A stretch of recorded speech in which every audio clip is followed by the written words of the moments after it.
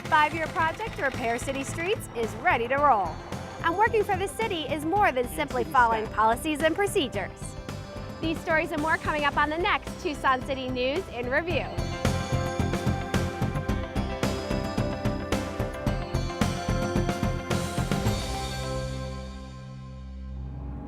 Hi, I'm Lane Mandel and welcome to Tucson City News in Review. In November of 2012, Tucson voters approved Proposition 409, a $100 million general obligation bond to fix streets inside Tucson city limits. I'm happy to report that work is about to begin. Under Prop 409, during the next 5 years, 130 miles of major streets and 114 miles of neighborhood streets will be repaired, resurfaced, or restored. What you're seeing here is just a stripped down van with a whole bunch of computer and technology attached to it. To prioritize streets for improvement, the city's transportation department, TDOT, uses an automated road analyzer or ARAM van. Using multiple sensors, the ARAM van collects data to evaluate the condition of city streets. Roads in excellent condition get a high rating. As a road deteriorates, the ratings drop. Streets with chunks of missing pavement get a low rating. Street engineers use the rating system to determine the type of treatment a road will need to increase its lifespan. For example, over the past 20 years, Broadway between Wilmot and Pantano became brittle with lots of cracking, so engineers gave it a poor rating. To fix this section of Broadway and restore it to like-new condition, contractors are performing a mill and overlay. Here's how it's done. In a mill and overlay, street crews typically grind off the surface of the old pavement and then repave or overlay the street with new asphalt. But before milling, the utilities on the entire stretch must be dug up and lowered to protect the milling machine.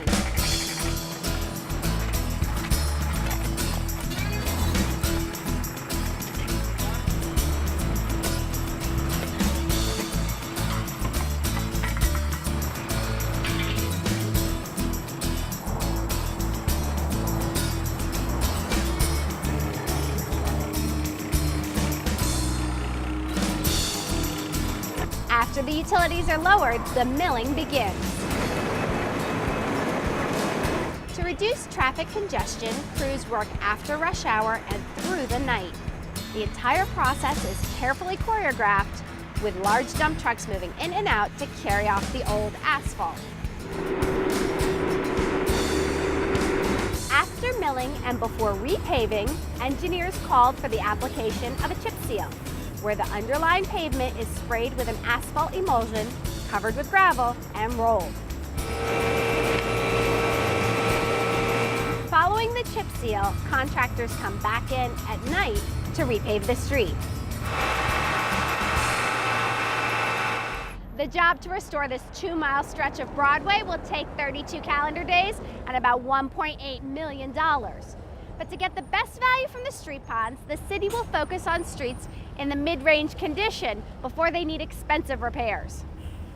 For example, slightly worn streets with small cracks can be fog sealed or microsurfaced with a thin coat of asphalt. Sealing fills in the cracks, makes the street look new, and protects against ultraviolet radiation. And a simple chip seal is an effective fix for roads that are crumbling, worn thin, or worn away. A truth in bonding policy adopted by mayor and council ensures that no change can be made to the purpose of bond funds, which is to resurface city streets, without going back to the voters for approval. I do want to let you know as we go through the meeting. And a Citizen Bond Oversight Commission has been appointed to oversee the expenditure of bond funds to ensure they are expended as approved by voters.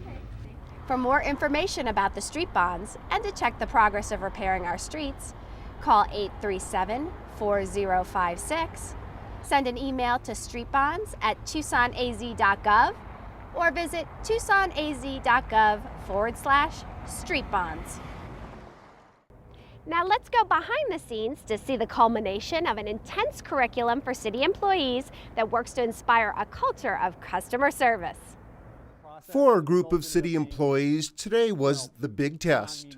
After months of training, they've combined their new knowledge into a capstone presentation. They need to be meaningful. We needed to ask questions that had meaning to both the contractors and city staff.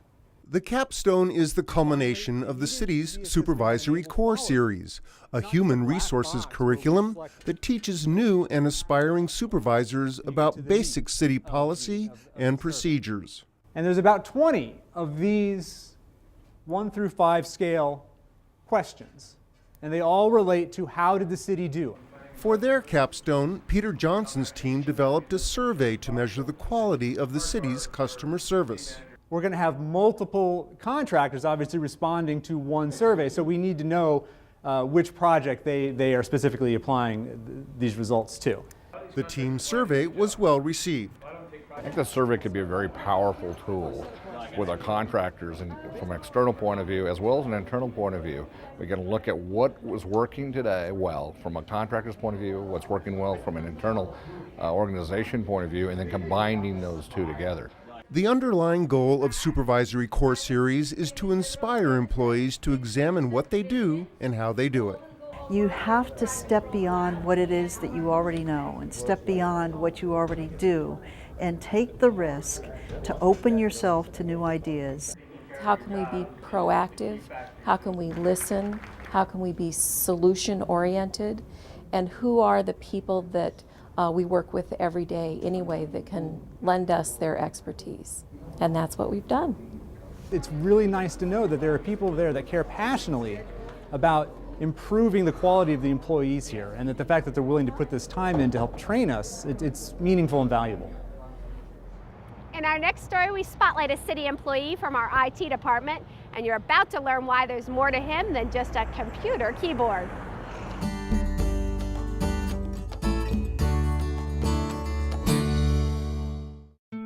I've always been a fairly bookish sort of person. I spent most of my time growing up reading. You'd usually find me in a library or maybe sitting in a tree reading a book. I would definitely consider myself a computer nerd. I've always enjoyed playing with technology, playing with computers. My first computer that I owned was a Commodore 64, which was around 1980. I'm Mark Taylor. I'm a manager with the Information Technology Department of the City of Tucson. Mark started his career with the city back in 1998 and now manages 2 teams of employees. One team supports the city's websites, internet and intranet. The other team supports all the software that the city uses for various tasks. So what does managing those teams entail? My role right now with the websites is sort of senior decision maker. Mark also describes himself as... I'm a painfully shy ham. But on a serious note, one of the things I really enjoy about working for the City of Tucson, particularly in the web arena, is that I get to provide services directly to citizens. online services like making utility payments, signing up for Parks and Rec classes, and even accessing crime stats in your neighborhood. Coming up with new features and new ways of using the internet, that's cool. Mark admits he spends a lot of time waiting and sitting. If we could add up all the time we spend waiting on computers to do things, we would be terrified. I'm not out filling potholes. I'm not out checking parking meters. I sit inside most of the day. When he's not behind a computer screen, I'll spend probably half a day or a third of a day in meetings trying to make decisions about how we're going to proceed or giving people updates on various projects that are going on. We've been doing more stuff with social media. We can include that. We're involved in several projects now, like updating our intranet. Another project Mark likes to get his hands on literally has him climbing the walls. On belay, climbing. The great thing about climbing, particularly after a day at work, is not just the movement, getting your muscles stretched out and doing something active, but the act of climbing requires such intense focus, you can't think about anything else while you're doing it. Okay, so maybe it's a little more rigorous than sitting behind a computer screen. My job doesn't leave me out of breath. Work the muscles out a little bit, feel like you're an active person, that you have a body and you can... Excuse me. Speaking of shy hams, aside from the occasional loud noise, there are some similarities between climbing and Mark's day job. In my job, I'm dependent on my team to do things. If I assign a job to someone, they have to take care of it. I have to trust them and know that they're going to take care of it. Absolutely takes a team to climb. somebody's hanging onto that rope. They're going to keep you from falling. So you know that you can commit yourself, you can do the hardest moves that you can really try, because someone's got the other end of that rope and they're going to hold you up. You can rely on them. And by trusting his teammates at work and on the wall, Ready to lower? Mark has the freedom to be creative and artistic. Climbing is a little bit gymnastic, and it's a little bit like dance. You have to move your body in a particular way, and when you do it well, it's graceful, it's fluid, and it looks good, it feels good. It leaves you in a terrific state to begin a new evening, get ready for the next day, start all over again. Thanks, Alex. But climbing isn't Mark's only creative outlet. I have always loved music, ever since I was a little kid. I love to play things on my Mickey Mouse record player. I just am obsessed with music. Today my band, The Introverts, is going to be playing at Borderlands Brewery. It's another crazy hobby I have. This song's called Ace.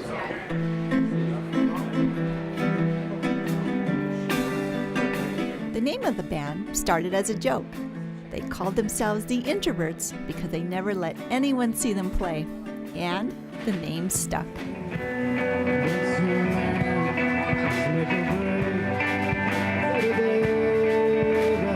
So I have this technical side, this creative side, and the music allows me to exercise that creative side. And just like rock climbing, Mark can see commonalities in his music and IT job. Everybody has a part to play. Everybody has a special skill that they bring to that task and creating something out of all those parts. But what is it about performing that Mark enjoys so much? It's nice when the crowd reacts, when they enjoy what you're doing, and you can see that happening, and you feel that you're sharing something of yourself with them and they're enjoying it. That's a really great feeling. Revealing a bit of himself and feeling vulnerable is easier for Mark to handle when it's for the betterment of the team. I'm a bit of an introvert, but I'm good when I have a role to play. So if I can get up on stage, if I can have a part to play, I'm okay with that. No, I don't consider myself a rock star. But I get to pretend for an hour or so every now and then. Whatever role he's playing, be it with the computer keyboard, with rocks and ropes, or with the musical keyboard, Mark has a hand in it all. Not exactly your typical computer nerd.